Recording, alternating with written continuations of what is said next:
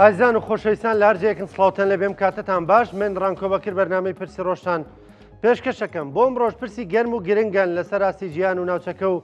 عێراق وەرەمی کوردستان گفتوگویان لەبارەوە بکەین. نیوە شەوێکی درەنگ دوێنێ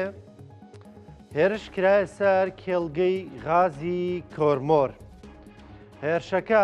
زیانی گەورەی بەدوای خۆی داهێنا بۆیە هۆی ڕاوەستاندنی وەبەرهێنان لە کێڵگەکە بە شێوازێکی گشتی ئەم کێڵگەیەمە دەزانین سەرچاوی سێ لە سەر چواری وزەی کارەبایە لە هەرێمی کوردستان هەرەمەش بۆیە هۆکاریەوەی کە کارەبا لە بەشێکی زۆر لە شار و شارۆچکەکان هەرێمی کوردستان کوژایەوە. شەوێکی بێکارەباییمان بەڕێ کرد دوای چەند مانگێکی کەم لە ڕۆژەی کارەبای 24 ساعتی. هێرشەکە پەیامی جیاوازی لە خۆ گرتە بوو و کاردانەوەشی بەدوای خۆی داهێنا لەسەر ئاستی باڵا. سەرۆک یەکێتی نیشتیمانی کوردستان بەر لە دووسێ خولەک لەمە و بەر لە بەوەی بێمە بەرنامەکەوە پەیامێکی بڵاو کردەوە. پەیامەکەی سەرۆک یەکێتی نیشتیمانی کوردستان زۆر توندە بەرامبەر بەو هێرشە. بەراورد بە پەیامی سەرکردەکانی دیکە ئەکرێ بڵێن ینی تونترین شێوازی دانەکردنە پەیامەکەی سەرۆک یەکێتی نیشتیمانی کوردستان. لە پەیامەکەیدا بافڵتاڵەبانی سەرۆک یەکێتی نیشتیمانی کوردستان دەڵێ هێرشە تیرۆریستیەکەی سەر کێڵگەی غازی کۆرمۆر جێگای قوبوڵ نییە. سەرۆک یەکێتی دەڵێت ئەو ڕاگەنداوی کە بڵاوی کردووەتەوە دەڵێ ئەو هێرشە جێگای قوبوڵ نییە بە تونترین شێوە ئیدانەی دەکەین. ئامانجی هێرشەکە زیانگەیاندنە بە گوزەرانی هاونیشتیمانیانمان لە هەرێمی کوردستان و عێراق هەروەها تێکدانی سەقامگیری وڵاتەکەمان. دەڵێ وەڵامدانەوەمان بۆم هێرشە یەکلاکەرەوە و تون دەبێت هەموو ڕێکارێکی پێویست بۆ پاراستنی گیانی هاونیشتیمانیانمان دەگرینە بەر چەک تەنها دەبێت بەدەست دەوڵەتەوە بێت. ئەو میلیشیایانە کە لە دەرەوەی سەروەری یاسا کار دەکەن یان دەبێت هەڵبوەشێنرێنەوە یان دەبێت لە ناو ببرێن. ئەمە پەیامی بافڵتاڵەبانی بوو سەرۆک یەکێتی نیشتیمانی کوردستان کە دەڵێ ئەمە جێگەی قوبوڵکردن نییە و وەڵامی یەکلاکەرەوەمان دەبێت. ئێمە دەزانین لەسەر مەسەلەی کۆرمۆر و غاز لە هەرێمی کوردستان و لە کێڵگەی کۆرمۆر کە دەکەوێتە سنووری قەزای چەمچەماڵ سەر بە پارێزگای سلێمانی بافڵتاڵەبانی پێشتریش زۆر تون بۆ لەبارەی مەسەلەیەوە. تەنانەت گەشتە ئەوەی ساڵی ڕابردوو وتی مەگەر بەسەر لاشەی مندا ئەم غازە ببرێتە دەرەوە. کاردانەوەی زۆری بەدوای خۆی داهێنا ئەم قسەیە. ئەم پەیامەشی دەڵێ و میلیشیانە بێ لە ناو ببرێن یان هەڵبوەشێنرێنەوە کە ئەم جۆرە کارانە دەکەن. هەر لە چوارچێوەی ئەو کاردانەوانەی کە هێرشەکەی سەر کێڵگەی غازی کۆرمۆر بەدوای خۆی داهێنا سەرگۆزیرانی عێراق و سەرۆک و جێگیری سەرگۆزیرانی هەرێم ئیدانەی هێرشەکەی کێڵگەی غازی کۆرمۆر دەکەن. محەممەد شیع سوودانی و نێچیروان بارزانی و قوبات تاڵەبانی ئیدانەی هێرشەکەی سەر کێڵگەی کۆرمۆر دەکەن و بە هەوڵێک بۆ تێکدانی سەقامگیری و ژێرخانی وزەی کوردستان و عێراق لە قەڵەمی دەدەن. محەممەد شیع سوودانی سەرگۆزیرانی عێراق ڕایگەیاند بەتوندی ئیدانەی هێرشەکەی شەوی ڕابردووی سەر کێڵگەی غازی کۆرمۆر لە سنووری سلێمانی دەکەن بە هێرش بۆ سەر هەموو عێراق لە قەڵەمیدا. سەرگۆزیرانی عێراق بڕیاریدا لیژنەیەک پێک بێنێت بۆ لێکۆڵینەوە لیژنەکە لیژنێکی هاوبەشبێت لە نێوان عێراق و هەرێم بۆی لێکۆڵینەوە بکەن لەبارەی شوێنی دەستنیشانکردن و هەروەها دەستگیرکردن و دادگاییکردنی و کەسانی کە ئەم کاریان ئەنجام داوە. هاوکات نێچیروان بارزانی سەرۆکی هەرێمی کوردستان ڕایگەیاند وتی ئەو هێرشە هەڕەشەیەکی ڕاستەوخۆیە لەسەر ئاسایش و سەقامگیری وڵات. نێچیروان بارزانی دەڵێت ئەرک و بەرپرسیارەتی حکوومەتی فیدرالی و دامەزراوە ئەم نییە پەیوەندیدارەکانە تاکو بە زووترین کات بکەرانی ئەو هێرشە بدۆزنەوە. هەروەها قوبات تاڵەبانی جێگیری سەرۆکی ئەنجومەنی وەزیرانی هەرێم ڕایگەیان هێرشکردنە سەر کێڵگەی غازی کۆرمۆر تاوانێکی تیرۆریستی گەورەیە و بە ئامانجگرتنی ژیان و گوزەرانی ڕۆژانەی خەڵک و ژێرخانی ئابووری کوردستان و هەموو عێراقا. وەتیشی چەند بارەبوونەوەی ئەم جۆرە هێرشانە بۆ سەر ژێرخانی ئابووری کوردستان پەرەسەندنێکی مەترسیدارە و قبوڵکراو نییە. دوای هێرشەکەی سەر کێڵگەی غازی کۆرمۆر وەکو دەزانین بەرەمێنانی غاز لەوێ ڕاوەستا کە بەرەمێنان ڕاوەستا هێرشەکە ینی کۆگایەکی غازی کردووەتە ئامانج ینی نەدەتوانرا وزەی لێوە بەرهەم بێ و بۆ سەرچاوەکانی وزەی کارەبا ئەمە وایکرد کارەبا لە شار و شارۆچەکان بکوژێتەوە. پێشتر کە کارەبای نیشتیمانی نابوو مۆلیدە هەبوو کە مۆلیدەکان نەمان بۆی پرۆژێ ڕووناکیەوە. ئێستا سەرۆکی کۆمەڵی مۆلیدە ئاهلیەکان لە سلێمانی دەڵێت تا ئێستا هیچ ئاگاداریەکمان پێ نەگەیشتووە بۆ ئەوەی کە مۆلیدەکان دابگیرسێنەوە و دەژڵێ ئێمە هیچ گرێبەستێکمان لەگەڵ حکوومەتدا نەماوە. ینی هەرکەس بە ماڵی خۆی حکوومەت کارەبای خۆی دابین دەکا ئەمانیش بۆ خۆیان چی دەکەن بیکەن مۆلیدەکانیان دەفرۆشن. عوسمان محەممەد سەرۆکی کۆمەڵی مۆلیدە ئاهلیەکانە لە سلێمانی بە کورسات نیوزی ڕاگەیاندووە دەڵێ پێشتر بۆ ماوەی 6 مانگ گرێبەستیان لەگەڵ حکوومەت هەبوو بۆ ئەوەی لە کاتی پێویستدا مۆلیدەکان هەڵبکەن بەڵام دواتر گرێبەستەکە لەلایەن حکوومەتەوە هەڵوەشێنراوەتەوە. بۆیە لەم ڕەوشەی ئێستادا کە بۆ هێرشەکەی کێڵگەی کۆرمۆرەوە پێدانی کارەبای نیشتیمانی بۆ 5 ساعت کەم بووەتەوە تا ئێستا هیچ ئاگاداریەکیان بەدەست نەگەیشتووە بۆ ئەوەی مۆلیدەکانیان بخەنەوە کار. هەر لە چوارچێوەی ئەو هێرشانەدا وەزارەتی کارەبای عێراق ڕایگەیان دەڵێ بەهۆی وەستانی بەرەمێنانی غاز لە کێڵگەی کۆرمۆر بڕی 1200 مێگاوات کارەبایان لە کوردستانەوە کەمی کردووە. جارجار بۆ ئەم ڕووداوانەوە دەزانین کوردستان کارەبای باشە فرۆشێ بۆ خۆی داهاتەکەشی جارێ دیار نییە. ئەمڕۆ پێنجشەممە ئەحمەد موسا وتەبێژی وەزارەتی کارەبای عێراق بە میدیا عێراقیەکانی ڕاگەیاندووە لە دوای هێرشەکەی شەوی ڕابردووی سەر کێڵگەی کۆرمۆر لە هەرێمی کوردستان کە بۆ هۆی ڕاگررتنی بەرەمێنانی غاز لە کێڵگەکە وەزارەتەکەیان زیانی زیاتر لە 1200 مێگاواتی کارەبای پێگەیشتووە. ئەمە لە کاتێکدایە کە بۆی ڕاگررتنی بەرەمێنان و هەناردەی غاز لە کێڵگەی کۆرمۆرەوە بۆ وێزگەکانی بەرەمێنانی کارەبای هەرێمی کوردستان بە ڕێژەی لە 180 کەمی کردووە. وەزارەتی کارەبا دەڵێ لە ئێستادا پێدانی کارەبا بۆ 5 ساعت لە شەو ڕۆژێکدا کەم بووەتەوە وە دەنگۆ هەیە یعنی تر لەمڕۆ سبینێدا زیانەکان بخەمڵێندرێن بۆ بزانرێت زیانەکان چین بۆ ئەوەی دوای ئەوە دەست بکرێتەوە بە پێدانی وزە بۆ داوینکردنەوەی کارەبا بۆ هاوڵاتیان. کۆمپانیای دانەغاز ڕاگەندراوێکی لەبارەی هێرشەکەی کێڵگەی کۆرمۆر بڵاو کردەوە دەڵێت هێرشەکە هیچ زیانێکی گیانی لێ نەکەوتوەتەوە. خۆشبەختانە کۆمپانیای دانەغازی ئیماراتی کە کاری وەبەرێنان لە کێڵگەی کۆرمۆر دەکات ڕاگەندراوێکی بڵاو کردوێتەوە ئاشکرای کرد بەهۆی هێرشەکەی شەوی ڕابردوو بە موشک کە دانەغاز دەڵێت بە موشک هێرش کراوەتە سەرێکێک لە کۆگەکانی هەڵگرتنی غازی شل لە نێو کێڵگەکە بەهۆیەوە وێزگەکە با بڵێن ئاگری گرتووە. لە ڕاگەنراوەکەی دەنەغاز داهاتوە دەڵێ هیچ زیانێکی گیانی لێ نەکەوتوێتەوە کارمەندانی کۆمپانیاکە سەلامەتن.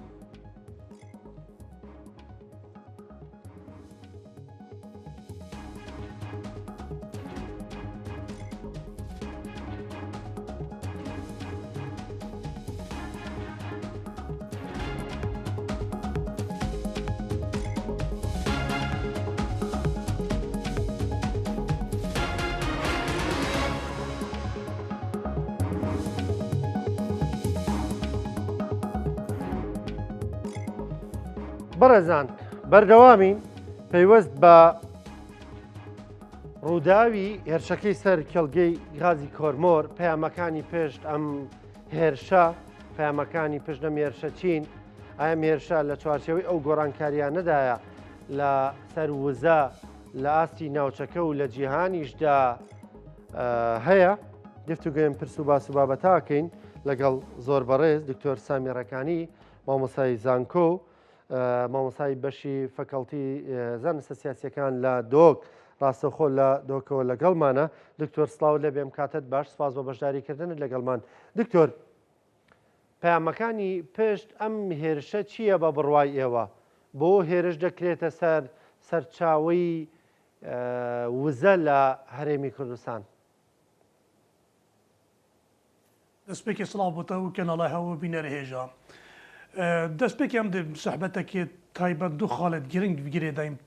مەسەلەکەوەکی تایبەت وەکی کۆرمۆرک و ژێرخانەکە ئابۆریە یا گەشەکردنە یا پاشەڕوژێ بۆ هەرێما کوردستانی بۆ منتەقە هەمیە پێتەویان بزانین دوو خاڵێ سەرەکی ئەکە تۆ هاتی بنیاد دانانێکی چێکەی سەر ئەساسی ئابۆری گەشەکردنا پاشەڕوژێ پێتەوێ دوو چەند بنیانێت سەرەکی بۆ بدانێ یەکێش وە ژێرخانەکە تەهەبیتن یا یاسایی حتى بگاوه مشتمرت هی سر آست داخلی سر آست عراقی و هرم کردستانی سر آست اقلیمی سر آست دولی معنای هنده خالت مطرسی هیا پیت و جرخانه که تو چه بگی حتی تو وی پنگاوی آن وی پروژه تو شی پاریس قناغت بده یادی تر اکم برای خب دینه لای دی امنیه یعنی نینا مشروعه که وی شوی وی گرنگی و تو احتماده کامازن کو يعني پیش بینی تکنن کو اف ساله و ساله دیتر پیش تا دوقات و سقات يعني برهمه بيتن سر آستك بلندتر لي بيتن و اف افريكا منطقه ده هاي تايبت ام بينين مثلا مشتمر سر غازه و غازه و تكتلات اقليميه ودوليه وحتى نافخوي حتى الشركات افريكا توا سر منطقه جيرخانه غازه و غازه يعني ام مجال نينا ام بحجب که چند سر بس مثلا غازه هرم کردستان چند مشتمر و دانستاندن و راضی و ناراضی بون سر آست داخلی و اقلیمی و دولی بحثی و هاتیه کنن تایبت یا شرکات آجی ابرو که هرم کردستان حتی بگاوه ام نشیانه خالش هم یا گرنتره ام شین تشتکی چکه که بردست بکین کار بکن بوی چنده که حتی ام شین پارزینش شوازه که حوصا یه کار درونا که ام پاراستنای بکن اوه خالش هم یا بسیط تره یادی تره که ام برای خب دین سر آست دیتره یه قانونی ابرو که حتی بگوید هم همی زانین کرمور حتی بگوید احتمالت قناغت ده که هاتو شول پتر برهم اینا احتمالا مشتمرکاتی ما بین هرم کردستان بغداد تایبت سر صلاحیات و کاچان کارکردنەوەی دەسەرێتە کردن قۆناغێتێ دا ئەبەت ئارادایە هەمان وقت حتى سر ئاست داخلی يعني ام نشاینە حتى بگاوێ موقف آنجي واقع كورومور ومسألة غازل هرم كردستان پشتی يعني نا برهف كرنا قانون ياسا يا غاز وغاز يا عراق دي دستوري يا حتى في امنش القانون شرابك تايبت صلاحيات هرم كردستان وبغداد همان وقت اوري كابتنت افريكا سر آست عراقي وقال ايراني وقال تركي وطمع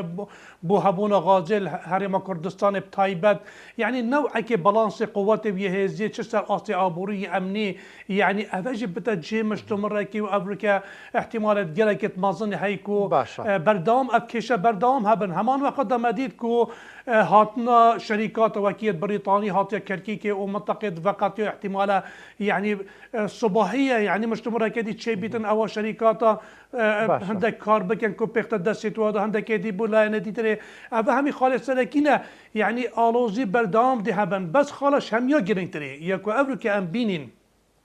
سر آست عراق سر آست هرم كردستان همي لايانا يعني توندي إدانا به چنده تتكتن معناه با كيش لايا يعني مباشر في العبادة كت بيتو يام إشارات دينا نقطة كجلك وجيران ياكو أوجي أبيا هبونا ميليشياتا هبونا هندك هيزا یا همی گاوا وقتی خلافات داخلی چه سر آست هرم کردستان بی، چه سر آست عراق و هرم کردستان بی، چه سر آست اقلیمی بیتن پناه بوال ایانات بند افلانات کره گرتی نه بس بو پاره خوش شول کن هر گاوا معادله بدلی وانا بویا آن آستان چه بونا آن وی هندک آرمان جسر آست هرم آنجی یا عراق جبینن ابروک دیوادنا شوری و همین خود تبری اجی کن کو ابا اکشوال گلنینه بس حقیقت دا بی پشتوان و بی هاری کاری هندک لاینا اف لاینا نشین وی چنده بکن پیت وی امزانین کو نه آرام کنه چه جانب قانونی چه رکبتن داخلی تایبت نیمش گرنترین تش او رکبتن داخلی هرم کردستان اولویه دام امشین کار بکن چا پاراتنا ویجر خانه که گله که گرنگ بو پاشروج هرم کردستان بو توازن اقلیبی دولی تایبت مصلحه هرم کردستان چه سر آست عراق چه سر آست هرمی دولی دا يعني باراتنا بإجتنا كردي درجة إيه شني كركبتن بكاركن بغداد كوفيت شندي سن آستا دستوري قانوني بشين ريك بخن كو ضمان بدات بو باشروجة تيدا هذا نقطة كجلا كجرنج بيتفيا أم برشافارجين لزوربي ولاتان دا نوتو غازيش يعني لزورك لولاتان دا نود كاري خوي دكا وسام صالاني دوايش غاز خوشبختانه ملاري كردستان هردو كيمان هي بلام هەندێک جار بۆتە هۆکاری ماڵوێرانی بۆ هەندێک وڵات بۆ خەڵکەکەی و هەندێک جاریش بۆتە هۆکاری خێر و بەرەکەت ئێمە چۆن وا بکەین لە هەرێمی کوردستانە هەرێمەکەمان بچووکە لە ڕووی جوگرافیاوە بەراورد بە و نێرانێکی ئەمانە یعنی ئەم سەرچاوی وزەیە بکەین بە خێر و بەرەکەت بۆ خۆمان نەک خوانەخواستە بێتەوە کاری ماڵوێرانی و جێگەی تەماحی نێودەوڵەتی يعني فيك بينينا سر أصل عالمي هفركية بردامة تبين أفريقيا واقع إيراني وتايبت واقع دولة عربية خليجي تايبت جرخانة أبورية قالك مازن أصلا أساس ده يعني علاقات تسالات الدولية برف قناغة جشكنا دولة واو بالفرهبون وجدا جدا تبيني دولة بتشيكوية مازن همي خاطنت أراد همي بخامة شتشتي همي طمعية وشركات ودولة زلهز أفريقيا بوين شان علاقات خو بيواندت خود قال واتشي كان كوشين تشلب كان بشتفانيجي بكن جانب أمني باراستنا سر آست إقليمي سر تايبت أفريقيا في منطقة ده هاي تايبت سيقوشي عربي تركي إيراني منطقة ده همي قبل كاريجر يا أخويا هاي معادلات دولي وحزوا ومشروع واكو هفركي سر غاز وغاز منطقة ده هاي يعني هرم كردستان وك هرم که حتی به گاوت آلوزیت گله که مازن چون آست نافخوده هاي چه سر آست قانون گل ريك نكابتن ونجاشتنا ركابتنا سر آست عراق همان هم وقت هفركيت أفريقيا إقليمي دولي تأثيرات خود هر سر همان بيت في هرم كردستان بينجا وكسركي إيك أوا علاقات جل جرنجت وجل دولة زلهز وشركات ومصلحتها وجريدانها بواقع هبونا وزي مثلا نفطي وغازي تشب مثلا اكو بيجن مصالحته في جريداي بس ابجي هم مطرسيا كو جلا كمازن يهي بيتفيت شيواد ركبتنجي قلويدت وي اعطي دابيت كو بتت برجوانديا هرم كردستان باشروج هرم كردستان و بتجدن تايبت مساله امني مساله باراستن مساله پشتواني چه سر آت عراق چه سر آت اقلیمی که پاراتنا وب کم پیتی بی اوان و قاطع بکتت همی گواب کنت وار کپتن دیال و شریکاتا هوا خالا سرکیه خالا دیتری شمیه گنتری رکبتنا کردیه هم خدان مشروع بین ما چد وید ما وید ام گهینه چه يعني بيفي ركبتني همي جوا هرم كردستان دابشبوي بيت سر برجاندية اقليمي سر شركاتا سر اطماع الشركات منطقه دا همي جوا دشيت شان مروفا كوليك داتو دشيت الوزيه تشيكت يعني افريكا تبيني حشتي الصدي يعني قناغك متي بارانديكو دهاتي اكو بيجن كهرباء هرم كردستان يبره بيش بتشيتن كو حتى يعني يا هاوردات بو عراقي جي يعني افريكا تو بس درونا يبيتن في وضعي خركي تبدا يعني دينا من ابا يعني نتش برامج ما تخطيطك وبرامجك ومشروعك جرتنينك وحتى امشين بشتفاني في چند بين حتى كما اراده كبيتك وام كار بينين وام ام شركات جبينين حتى ام علاقات قال لانت اقليمي جي تشكن اكمن ناف خوي ركبتن نبيتن و همان وقت دا ما ابسطش بچکک نبید پاراستنا وا کلگه ها بکن یعنی معنای به همی وکی واره که سر بفریه افریقا تو دی چه که صبایی دی پیش بیده و بر چنده دید نامن رکبتن پاراستن و برهفت کرنا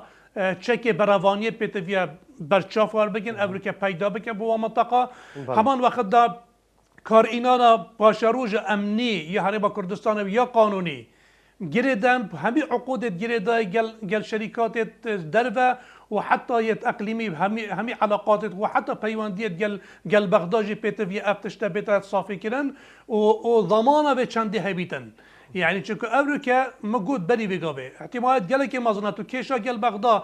لاين دي حتى نافخويا حرم كردستان چاره بيت بس احتمالات گلك المازنه بيچك بغداد قوي تل بيتن صباحي قانون وبياسايا امريكا بيت مثلا كورمور یا منطقه که جهه نزاعیه و پیتویا ام جراکادی قانون کادی بینن یعنی احتمالات گله که مازن صبحش دسته بینه داره همان وقتا کل گد جیتیت نفته و مثلا ربنا وزیر حریم کردستانه يعني ام تفيد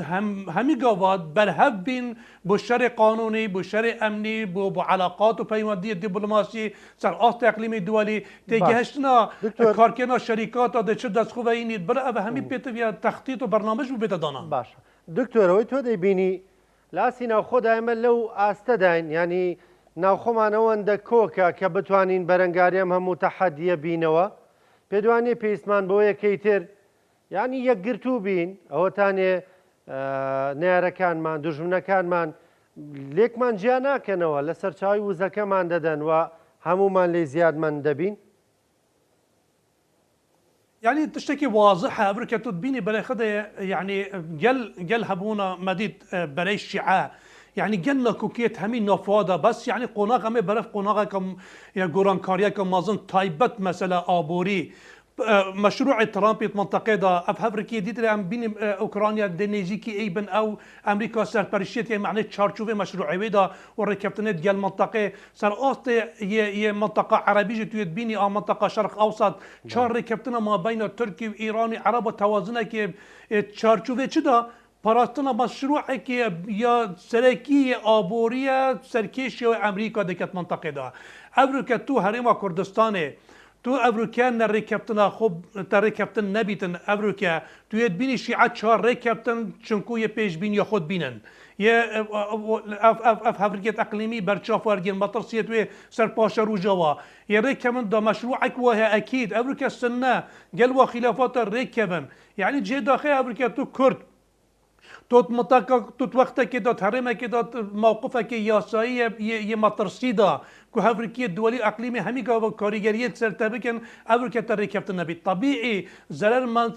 ضررش همی ماستره که حتی او افریقا هندک بین ریکا خو که افریقا يعني هيرشا كنا سر بنجيها كي جلا كي يجريداي بجانا خلكي هرما كردستان ايكش ودرفت اخوات ويدا بين كل لاين كردي ايك نينا امريكا هند قوات وهيجه توصف شين فاتو الشبيجي اكي صباحي عراقي اراده كواسابو اكي ايكو هرمي اراده كواسابو اكيد هما تاف واقعا نامينيتن افا هم يجبو تشوفت جريد بيتفي ام هرما كردستان برجوانديت كساتي حزبي بداين رخكي بيتفي ام ركبتنا كيف كاين امي برف قناغا غورانكاري وتشين يا مازن شرب افريقيا صباحي مشاريع قانونيه هاي شرب كوبجن واقعي بنجهي خو افريقيا بيجهي خو منطقه دو تويد بين سر است حرم كردستان سر است سوريا سر است تركي برسا كرديا با برسا كا يهمي لاين سر كار بكن ويتن برجوانديت خود بينن افريقيا تو وی چنده برچاف نوای گیری پنگاوت خو پاوجی اگه چنه بید رکبتنه که استراتیجی که بسیط نبی سر آست حرم کردستان دی چار خستن حرم کردستان که ابرو که حتی وگاوه تو مای تو حکومت که پیگنه و سالا که تشتک سر و چو ایدو دی چه شی پاراتنه خو که اگه تو چوی پادچا تو برهنگاری عراق بی افریقا عراق علاقات دی سر آست اقلیمی هم یه پناه بود بن سر آست دوالی هم یه بود بن یعنی تو شی صبحی چه سر آست یه امبج سیاسی چه یاسایی تو دی شی دست کپتیا با حرم کردستان دست خوب و اینی و او روش بروجی علاقات خوب یه پیست لخید وکادی تری دی چه شی افریقی اقلیمی دی چه تو پراتنا خود که چارچوب عراق دو چارچوب حرم کردستانه اوه پیتی یعنی دیتنا من شاشک و گلک و مازن امینت خلافات بسيط ده افریقا نافخوی ده و ام پنا بین بو خالد که هی که مچه دستا زختی سر ایکودو بکن و ام افریقا ریک نکوین و اف گورانکاریت سر منطقه داتین اکلن یعنی جه داخل ام حتی بگا وی حالی دابین طبیعی اکه حوصا بردام بید هرم کردستان برف مطرسیا که مازن و قناغت ده دکتۆر سپاسەکەم سپاس بۆ بەشداریکردن لەگەڵمان سپاس بۆ وتەکانت هەڵبەت لە کەمخۆریەوەی کە دەزانی دۆخەکە چەندە مەترسیدارە گەرێمە ڕێک نەکەوین لەگەڵ خۆماندا زۆر سپاس بۆ بەشداریکردن لەگەڵمان خۆشەویستان بەردەوامە بین لە دوای شوێکی کورد.